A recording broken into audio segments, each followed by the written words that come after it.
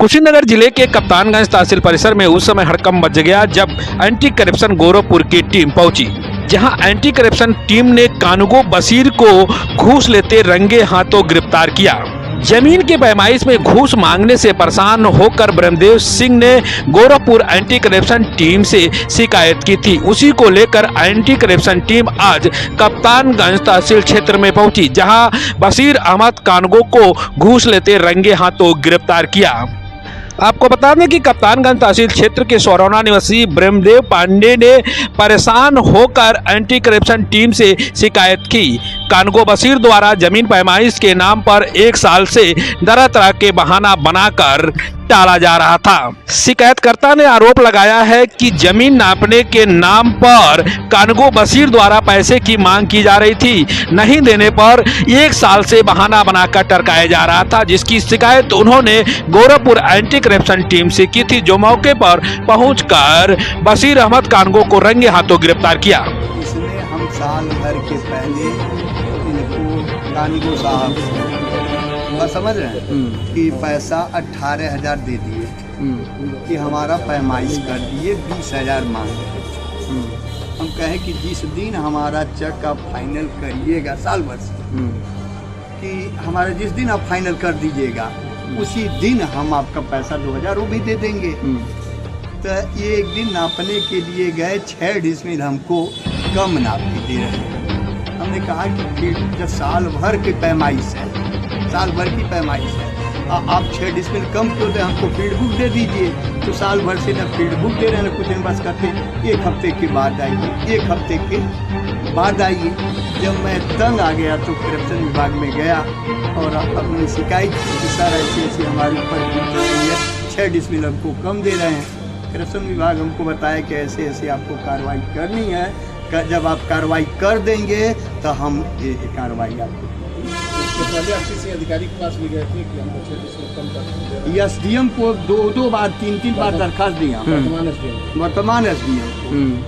SDM महोदय आदेश भी दिए हैं और आदेश देने के बाद 2 बार चढ़वा, एक बार हाथ से नहीं दिए, दोबारा 2 बार चढ़वा करके जाकर पर चढ़वा करके दिए हैं।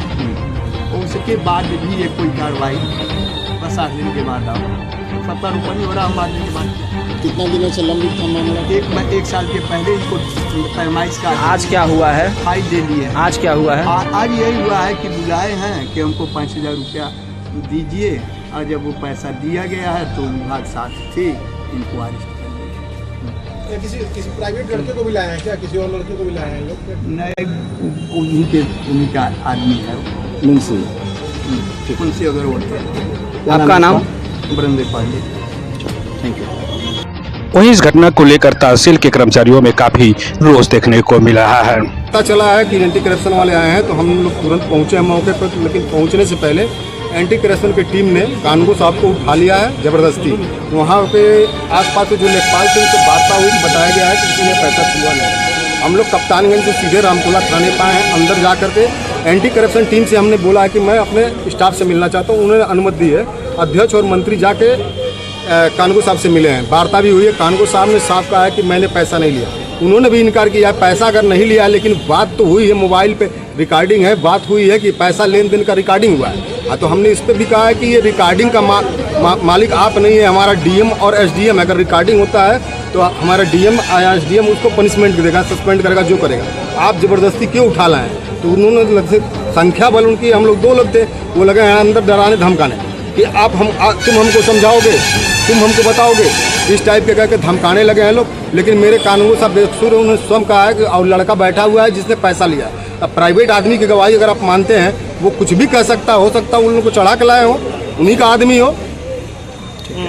जी। और वहाँ जब बैठे थे तो ये लोग आए, एक पांडे जी हैं, वो आए हैं, बहुत प्यार से पांडे जी कहें बैठिए, आइए। और तो कानगो साहब भी कहें आइए, पांडे जी बैठते हैं। तो वहाँ पांडे जी क्या किए हैं, पैसा निकाले हैं जेब से और लगे हैं कहने कि पैसा रखिए, पैसा रखिए।